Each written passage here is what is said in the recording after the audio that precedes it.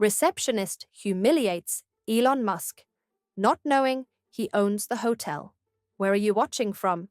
Let us know in the comments, and don't forget to like, share, and subscribe for more inspiring stories.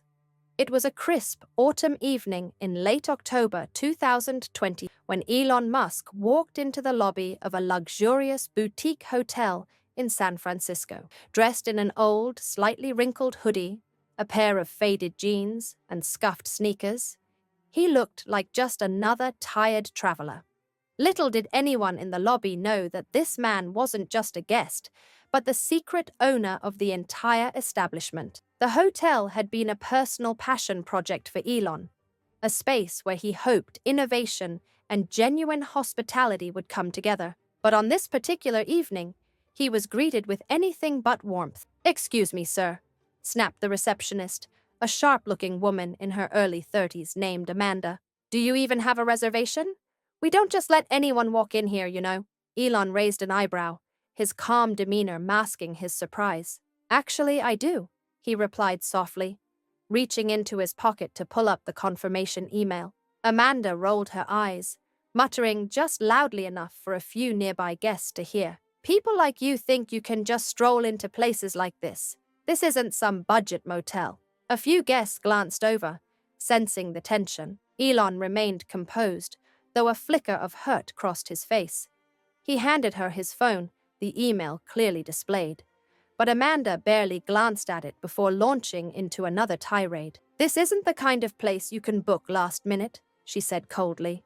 "We cater to an elite clientele, CEOs, celebrities, people who can actually afford it. I suggest you try somewhere else." Across the lobby, a young couple sitting near the fireplace exchanged glances. Emily and David, tech enthusiasts celebrating their anniversary, were instantly intrigued. "Doesn't he look like Elon Musk?" Emily whispered. David squinted. "It can't be. What would he be doing here, dressed like that?" Meanwhile, Amanda continued her condescending remarks, oblivious to the growing discomfort of the guests around her. "We have an image to maintain," she said with a smirk. "If you can't afford this place, there's a hostel a few blocks away." Elon finally spoke, his voice steady but firm. "Is this how you treat all your guests?" Amanda smirked. "Only the ones who clearly don't belong." Just as she reached for the phone, likely to call security, a voice cut through the tension. "Amanda!" The hotel manager, James, had just walked into the lobby. His face turned pale as his eyes landed on Elon. "What are you doing?" James asked, his voice trembling. "I'm handling a situation," Amanda said confidently, gesturing dismissively at Elon. James hurried over, panic etched on his face. "That's not just a guest," he said, his voice barely above a whisper. "That's Mr. Musk. He owns this hotel." The room fell into stunned silence. Amanda's face turned ashen as the reality of the situation sank in. Elon, however, remained calm, his expression unreadable. Emily and David exchanged wide-eyed looks. "I knew it," Emily whispered. Amanda stammered an apology, her voice barely audible. Elon simply stood there, taking a deep breath, his demeanor composed yet weighted with emotion. Finally, he spoke, his voice quiet but resolute. "I built this hotel to be a place of respect and inclusion. Everyone deserves kindness, no matter how they look or what they wear." Amanda's lips quivered as tears welled in her eyes. The weight of her actions hit her all at once. I'm so sorry," she managed to say, her voice cracking. Elon looked around the room, meeting the eyes of the guests who had watched the scene unfold. His gaze briefly settled on Emily and David, their admiration and sympathy evident. His voice softened as he added, "There was a time when I wasn't the man people see today. I've slept on couches, worked endless hours to make ends meet. That's why this place exists.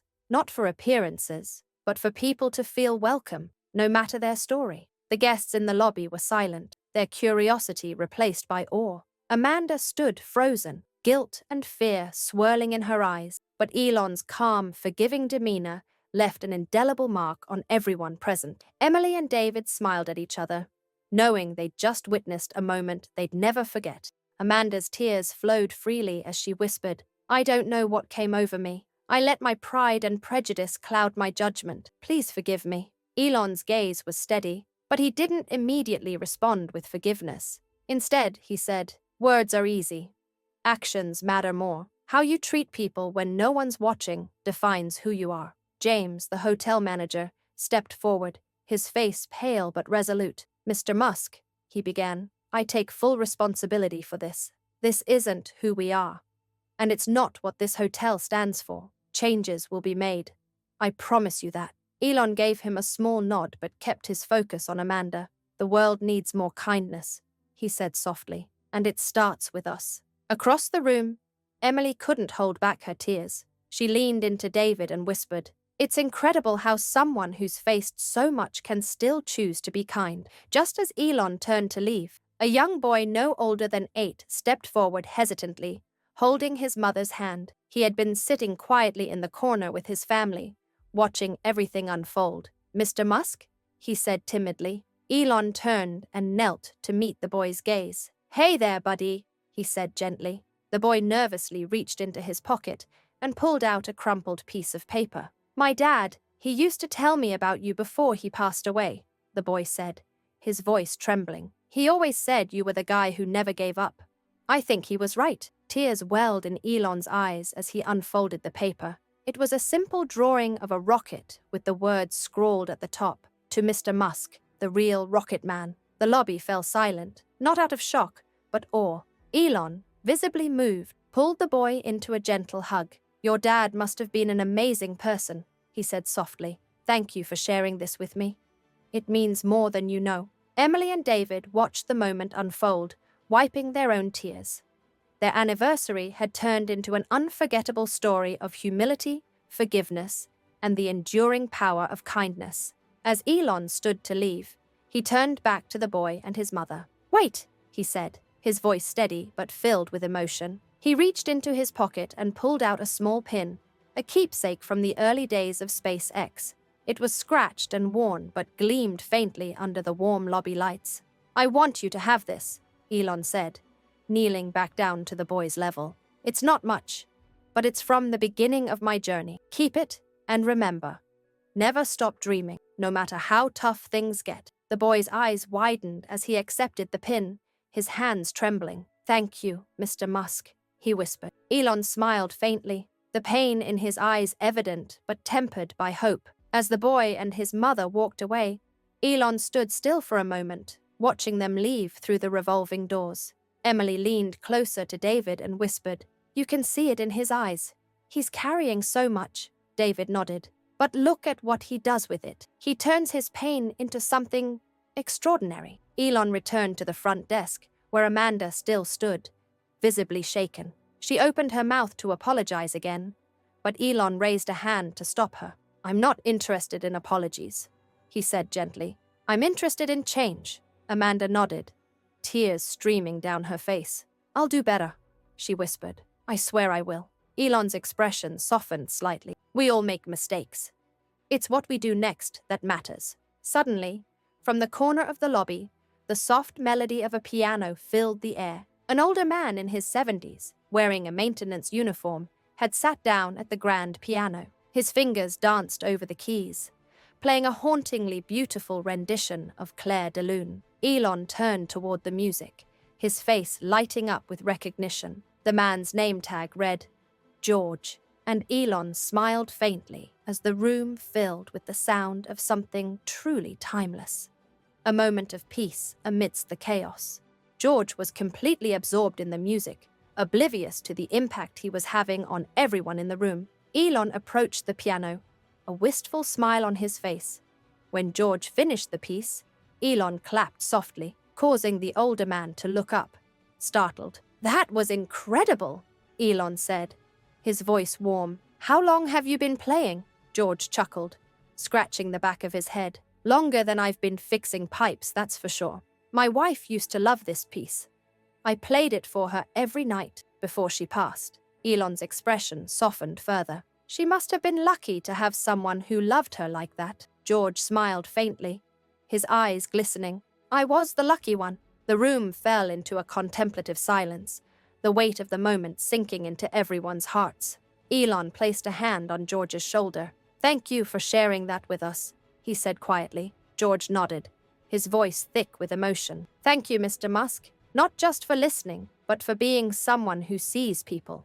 Elon stepped back, his mind replaying George's words. He glanced around the lobby, at Amanda, Emily and David, the boy and his mother just outside the glass doors, and George by the piano. For a moment, the weight of everything, the losses, the pain, the love, the hope, felt almost unbearable. Yet amidst it all, there was a profound beauty. He turned back to the guests and staff, his voice steady but filled with unshakable resolve. "The hardest part of being human is carrying the weight of everything you've lost," he said. "But it's also what makes love so powerful. It's what keeps us going." Emily, now openly crying, reached for David's hand. Their anniversary had taken on a deeper meaning, one they hadn't anticipated. Across the room, Amanda wiped her eyes, silently promising herself she would never let another person feel unseen again. Elon, still holding the boy's drawing in his hand, walked toward the elevators. His steps were quiet, his presence unassuming, but he left behind a room full of people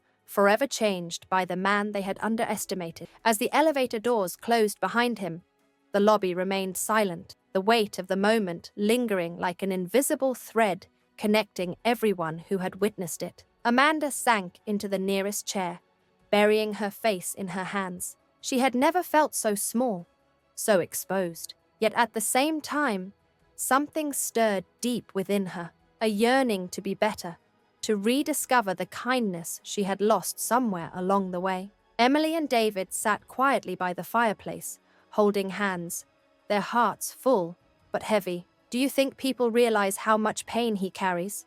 Emily asked, her voice trembling. David shook his head. "Probably not. People see the genius, the billionaire. They don't see the man who's had to rebuild himself from nothing over and over again." Upstairs, Elon entered his private suite. It was beautifully furnished, every detail carefully curated to reflect warmth and elegance. Yet to him, the space felt cold. He placed the boy's drawing on the desk by the window and stared at it for a long moment, the child's words echoing in his mind. "My dad said you were the guy who never gave up." Elon sat down slowly, his hands trembling as they hovered over the paper. His thoughts drifted to his own father, a man who had left when Elon was just a boy. He had spent years trying to fill that void. But no matter how much he achieved or how far he traveled, the emptiness lingered. Then there was Justine and the life they had built, one filled with dreams of what could have been. Her absence was a wound that never fully healed.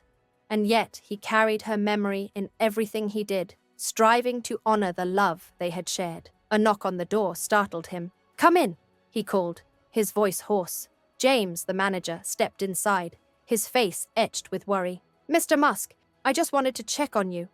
I know tonight was a lot." Elon gave a small smile. "It's fine, James." "I'm fine." But James wasn't convinced. He hesitated before speaking again. "When we started this hotel, you told me something I've never forgotten. You said people don't come to places like this for the rooms or the amenities. They come because they're looking for connection. For a moment, that reminds them why life is worth living." Elon nodded, his gaze distant. James continued, his voice soft. "I think tonight, you gave everyone in that lobby a moment like that. Even Amanda, especially Amanda." Elon chuckled faintly, though his eyes glistened. "Let's hope she takes it to heart."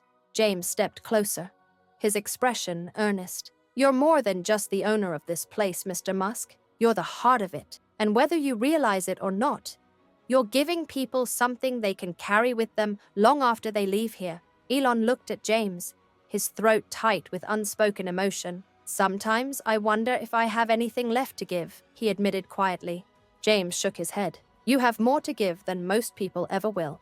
And it's because you understand what it means to lose everything and keep going." George was absorbed in his music, unaware of the profound impact he had made. Elon approached the piano, a soft, wistful smile on his face. When George finished, Elon clapped gently, causing the older man to look up, startled. "That was incredible," Elon said warmly. "How long have you been playing?" George chuckled, scratching the back of his head. "Longer than I've been fixing pipes, that's for sure." My wife used to love this piece. I played it for her every night before she passed. Elon's expression softened. She must have been lucky to have someone who loved her like that. George's faint smile glistened with emotion. I was the lucky one. A contemplative silence settled over the room, the weight of the moment touching everyone. Elon placed a hand on George's shoulder. Thank you for sharing that with us, he said quietly. George nodded, his voice thick with emotion. Thank you, Mr. Musk. Not just for listening, but for being someone who sees people. Later that night, as the hotel quieted and the city lights glittered outside his window, Elon sat by the desk with the boy's drawing still in front of him. He picked up a pen and on the back of the paper wrote a simple note. To the boy who reminded me that heroes come in all shapes and sizes. Thank you for being mine tonight. He folded the paper carefully and placed it in an envelope. The next morning, he handed it to the front desk, requesting it be delivered to the boys' room before they checked out. Downstairs, Amanda arrived early, her eyes red from a restless night of reflection. James greeted her with a steaming cup of coffee. You're here early, he said, handing her the cup. Amanda nodded, her voice shaky. I want to start over. I need to. James studied her for a moment before giving her an encouraging nod. Then let's make today count. As Amanda resumed her duties, the lobby began to buzz with the morning rush. Guests came and went, some rushing to meetings, others lingering over coffee and pastries. In the midst of it all, Amanda spotted the boy and his mother heading toward the doors. The boy clutched the envelope in his hands, his face glowing with joy. He stopped abruptly and turned back, scanning the room until his eyes met Amanda's. He waved at her, a small, sincere gesture of forgiveness. Amanda felt a lump rise in her throat as she waved back, a tear slipping down her cheek. In that moment, she realized it wasn't just Elon who had given the boy a gift. The boy had given them all a chance to be better. Upstairs, Elon sat by the window, watching the city come alive. The boy's words and drawing were etched into his heart. Outside, the boy and his mother crossed the street, the morning sun casting a golden glow over the city. The boy clutched the envelope like a treasure, smiling up at his mother. I told you, Mom, he said, his voice filled with awe. He's a real superhero. Inside, Amanda discreetly wiped her tears and returned to her duties with a quiet resolve. James noticed the subtle warmth in her tone as she greeted guests, and he knew Elon's words had left a mark. Upstairs, Elon opened the safe in his suite. Inside was a collection of mementos, a photograph of his late mother, a model rocket from SpaceX's early days, and a worn notebook filled with personal sketches. He carefully added the boy's drawing to the collection, tucking it between the pages of the notebook. His phone buzzed. It was a message from James. Thank you for last night. You reminded all of us why we're here. Amanda wanted me to tell you she's ready to change. I think we all are. Elon smiled faintly and replied simply, kindness is a ripple. Let's keep it going. Later that day, as Elon prepared to leave, he made one last stop in the lobby. The staff gathered around him, their expressions a mix of gratitude and admiration. Amanda stepped forward, her hands clasped nervously. Mr. Musk, she began, her voice shaky but sincere. I just want to say thank you, not just for last night, but for giving me a second chance. I promise I'll make the most of it. Elon nodded, his gaze steady. It's not about being perfect. It's about being better than we were yesterday. Keep trying. As he stepped outside, the crisp autumn air greeted him. The streets bustled with life, and for a moment, Elon felt like just another face in the crowd, a feeling he cherished. He pulled out his phone and opened his notes app, typing a few words before slipping it back into his pocket. Sometimes the smallest moments remind us of the biggest truths. Kindness matters. Love heals. And even in the darkest times, we can be someone's light. As he walked away, blending into the city, the boy's drawing and words stayed with him, a reminder that heroes weren't just in boardrooms or space missions. They were found in quiet acts of love and kindness that connected one soul to another. And maybe, just maybe, Elon realized that despite all the losses he had endured, he hadn't lost the ability to give, to love, and to keep moving forward. Sometimes that was enough.